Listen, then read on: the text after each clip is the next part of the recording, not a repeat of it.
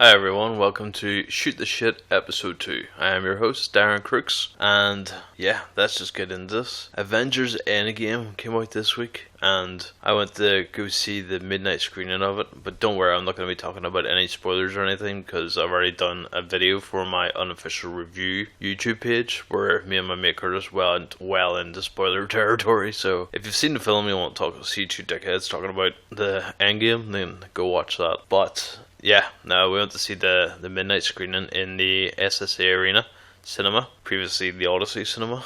We got there, we were like a wee bit early, so we went and played the arcades for a wee bit, did that friggin' Dance Dance Revolution, near killed myself, because I didn't know it gave it 3 goes, I thought it was just 1. We were doing it for a laugh, and we were absolutely exhausted. Like, we started off on like standard mode. It was a bit tough, so like, yeah, we'll put it back down to beginner. That was too easy, so like, you know what, fuck it, let's go, we'll go straight on to hard difficulty. Holy crap. We just seen like a lot of steps flying up the screen that my brain just couldn't comprehend what was going on. But yeah, so all that was funny games, and then we actually went up the escalator to where the actual cinema is, and the crowd was massive. They had all sorts of like activities and all for do. There's even like a tattoo stall. I think it was like Skinworks Tattoo in Belfast. Like, we're giving people Marvel tattoos for like 30 quid or something. That's all well and good, like it'd be a cool wee thing to do, but I hate the idea of somebody rushing a tattoo. I have a good few tattoos, but you want somebody to take their time and do it right, like that's on your skin for life. Yeah, it'd be a good little memory and stuff, but you don't want to have a shitty tattoo on your body. Like, fair play to guys if they work fast and get good results. Fair play, but I didn't have the money and I wouldn't have risked it. I wouldn't have risked it anyway. You also had people like cosplaying. You had someone dressed up as Star-Lord. You had like Black Widow, Captain Marvel, Gamora, a lot of spider people, I guess. There was like one was quite a large one as well, which was quite funny to see. So before we even got into the cinema, you're like waiting in line trying to get your popcorn, and we're looking at the popcorn in all different colors, and it took us a good wee while to sort of figure out why have they got different colors. And then it twigged on. I was like, the Infinity Stones, that's why. So yeah, that's all well and good. I'll get back to the dyed popcorn later on, but so you sit there and like you're looking over to see what I always love, you know, the special combos and all they do, like you get like a tin and a novelty cup for it, but by the time I got up to the till, they didn't have any of the tins with the cup left. They just had this weird little box with the cup, so I just kept the cup because I'm not going to be carrying fucking cardboard around, because I like things like that. I like novelty things like that. No, it's sentimental in the way I like keeping things as memories. Like I'm the guy who, if I have like a cinema ticket, that cinema ticket goes into the DVD or the Blu-ray case once I buy it, just so I'm like, yeah, that's whenever I went to the cinema. So yeah, it's a bit weird, like, but it's just something I like to do. So eventually we get our popcorn and all, and lucky enough we had a lot of people with us, so we were able to get a lot of seats sorted, and there were good seats as well. No tall bastards or noisy fuckers around us, so that was good. And then you get like this nice wee tribute to Stanley and all before the movie actually starts and all, which is quite good. And then the whole place just went into silence, and throughout the film it was just a great atmosphere. You had groups of people laughing together and shocked moments. Everybody was taking inhales of breath and all, you know. It was really cool. It was a really great atmosphere to be in, so it was. And then coming out, like, it was hard to even talk about what you just seen coming out of the film, because there was so much to process. So that's, I think that's why, like, me and Curtis, who do the review channel, we waited till the next day to actually do the reviews, because we were going to meet up that night to do like a straight after review, but I don't even think we know what we were talking about. And even in the video we did, where we kind of just go all over the place with the plot and all, so like I said beforehand, if you've seen the film, you should go check out that video. It'd be cool. But yeah, so I'll get back to the popcorn. That dyed popcorn has repeated on me now for the last couple of days. Like, things, like, I don't mean to be vulgar, but my shit is green. I was eating blue popcorn. Like, not only did it look like I've been jerking off a Smurf while I was eating it, because my fucking hand was blue and my mouth was blue from eating it, but having green poop for like 3 days afterwards is kind of weird. So yeah, it was a good idea for the popcorn to be colored in the short term, but in the long term, I feel sorry for people who have like red popcorn and stuff. Like, God knows what's coming out of that. But yeah, I'll stop talking about poop now. And I don't know. You see, whenever you're talking about random like this, it's really hard to segue into separate things. I guess one of the other big things, like, you've seen all the memes and all, it's like these two people are going to kill your favorite characters in the weekend. It was like Thanos and the Ice King in Game of Thrones. So I'll talk about Game of Thrones episode 2 because it's another video that me and Curtis have done. It'll be on the unofficial review site, so I'll not go too much into detail. And honestly, I don't think there's an awful lot to talk about it because it was very much a making you fall in love with the characters again. Like, everybody was having conversations. You're getting to know all the characters again before this big battle ensues in episode 3, and Arya like loses her virginity. And I just remember I was like on my phone whenever this happened because I was like, what age is this wee girl? Like, she seems way too young to be having a sex scene. Like, you don't actually see anything. Like, but I was online, I was like 22, I was like, that's okay, I don't feel weird anymore. But no, so like, yeah, there's just a lot of talking in that episode. A lot of things were revealed, you know, like people meeting each other for the first time since like season 1 and all again. It was just done really well, and like I said, to get you to fall in love with these characters again before they all die in episode 3. So I was talking about Curtis, the guy I do the unofficial review YouTube page with. Me and him have been friends since like 4th year in high school, and we were like having a drink the other night and we're listening to a bit of music and all. Like, me and him are usually quite into this music, you know, old school sort of punk rock, punk pop and stuff, like Good Charlotte, Green Day, Simple Plan, you know, simple things. And then I'm into more heavier stuff where he's into more poppier stuff as well. And he was like, oh, stick on this guy. Have you ever heard this rapper? He does like a country song. I was like, well, that just sounds weird. So he's like, yeah, so it was like Old Town Road or something the song was called. And it's like, what do you call it? I have it down here because like, I actually wrote it down while I was sitting here with him because the song annoyed me that much.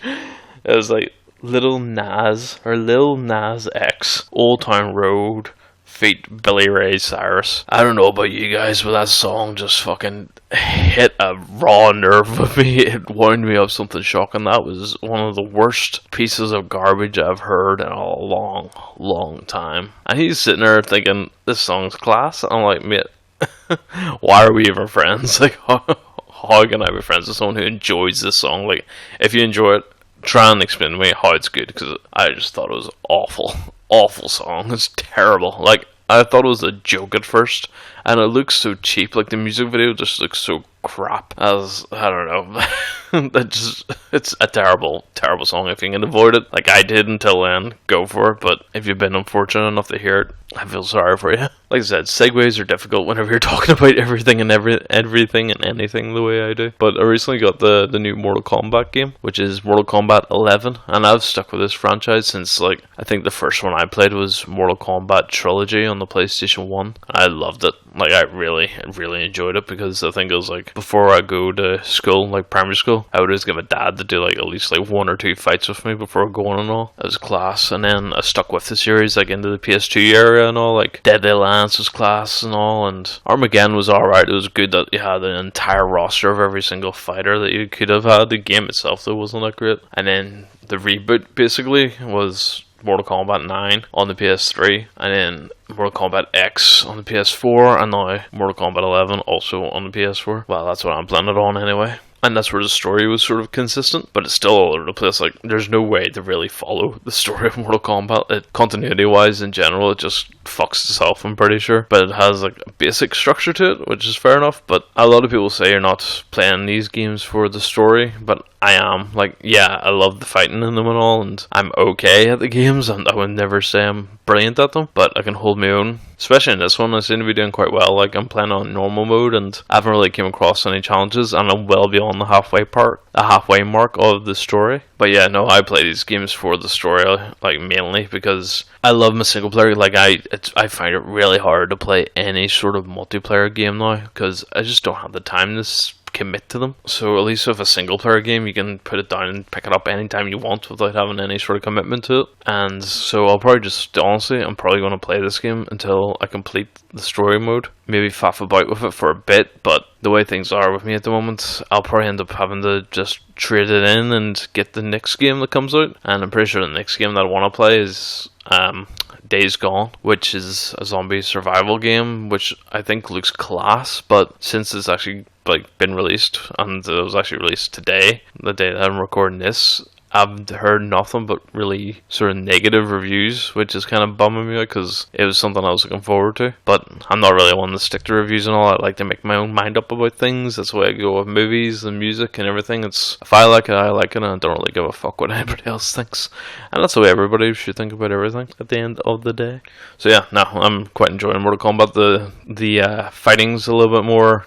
You can you can still sort of button mash and all, but you could easily get your ass kicked by doing that. If you're a little bit more focused on what combos you're putting all, you'll do a lot better in the fights, which is I think is quite good because I love pulling off like a mad combo streak, which is mostly part of the game, and then like it's all dialogue combos and stuff, using your D-pad to get special moves and stuff, which is the way Mortal Kombat's always been, and it's still integrated here. But yeah, Mortal Kombat, classic game. I'd definitely give it a go if you're into the fighting games in general, and it's gory as hell, which is always fun. So another superhero that I actually went to see recently was with my fiance, and we actually got the recliners because she's pretty heavily pregnant at the moment. I think we only have 2 months left to go before our little girl is born.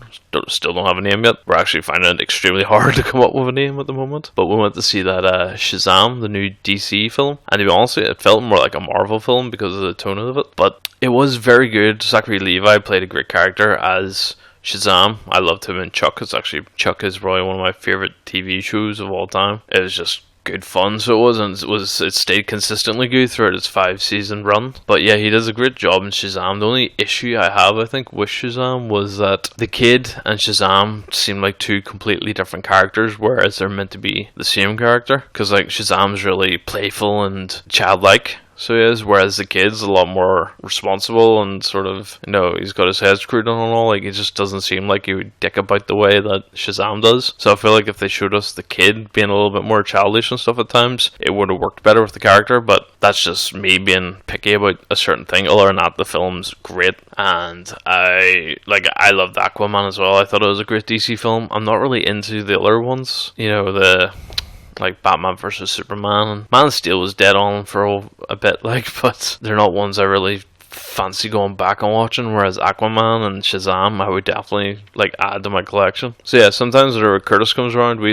sit and watch things on Netflix and all, and the other day we decided we're having a beer that's sit and watch that You versus Wild, which is this Bear Grylls interactive TV show basically. So you make the decisions in what he does. It's a bit like that Black Mirror Bandersnatch, I think it's called. I actually haven't watched that yet, but it's on my list of things to do. But yeah, so we sat down and we're like, right, we're going to try and get Bear Grylls killed any chance we get. And through us trying to get Bear Grylls killed, we ended up just doing really, really well in the TV show and our choices. We're like, oh, this might get him killed, and they're like, no, that just makes him do way better. We're like, oh fuck, fair enough. But yeah, it was you can get through the entire series in one night if you wanted, because they're only 18 minutes long, and if you're sitting having a drink and having a laugh with someone, that flies in pretty quickly. And it does get a wee bit boring sometimes, but like I said, if you're with a friend, you're having a laugh at it mostly, so you're not really paying that much attention to it. But other than that, it was actually quite interesting at times too, what he's telling you what to do, and anytime you come across a dirty bug or something that he's going to eat, he's like, oh, I could eat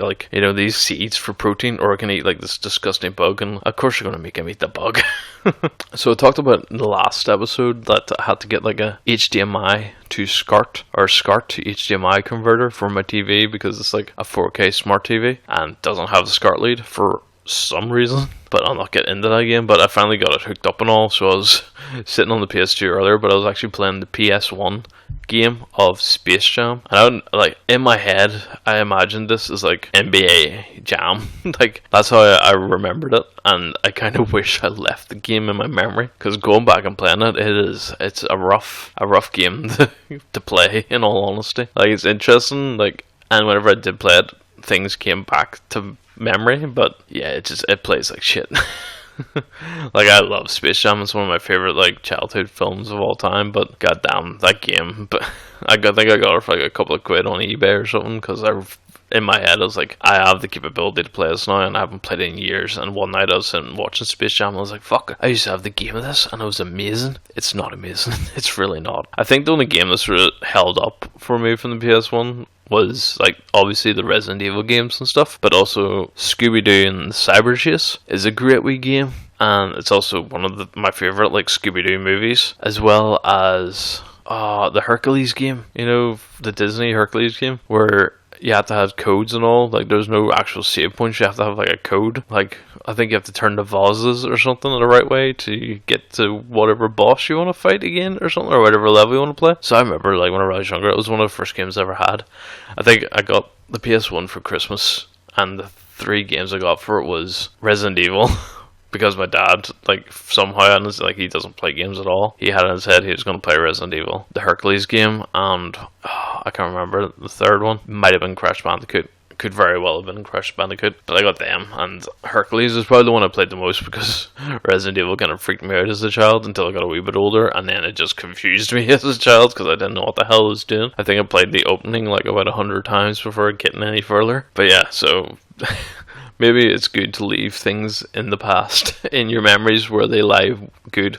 I do it with movies all the time. Like, I was talking about last week as well, or last episode, that I have the Region 1 DVD player because there's a lot of films you can't get over here that I loved growing up. Like, you could only get them on VHS, and some of them are still good, like the Page Master and stuff, and Good Burger and all. Like, it's still quite funny for what it is, but I watched Three Ninjas again, and I used to love that. Like, me and my two cousins, Nicole and Adele, were basically like sisters to me growing up, and I was the youngest out of them. It was Nicole was the oldest, Adele was the second oldest, and I was the youngest, so I was always Tum Tum. And if you ever seen Three Ninjas, you know who Tum Tum is. He's the little fat one. And it made sense, because I was the little fat kid. But I was like, oh, I can't wait to watch this again, you know, bring back childhood memories. Oh, I wish I just left it in the past. It's the same as that film Pest with John Leguizamo. Oh, I don't know how to pronounce that guy's name. He's in everything. So he is. But he was in this film called The Pest, where he's just this complete idiot scam artist who gets enrolled by some millionaire to be hunted, to be killed, and he's trying to escape.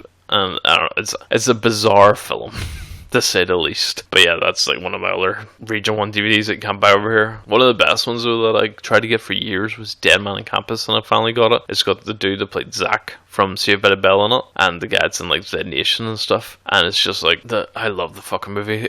I think I was still in primary school when I seen it for the first time. It's like these two dudes become roommates. One of them's an absolute stoner. The other one is there on a scholarship, so he needs to keep his grades together. But then he ends up, you know, falling in and getting stoned and all as well, and shenanigans ensue, and they do really badly on their test, but they find out that if they have a roommate who commits suicide, then they'll get straight A's. So the whole movie is basically them trying to find somebody to commit suicide while they're living with him, and it is a really weird plot, and it's a fucking really funny movie. I would definitely, if you haven't seen it, check it out. It's class. Talking about weird bloody movies, I sat down with Liz the other day and she's like, right, what do you want to watch?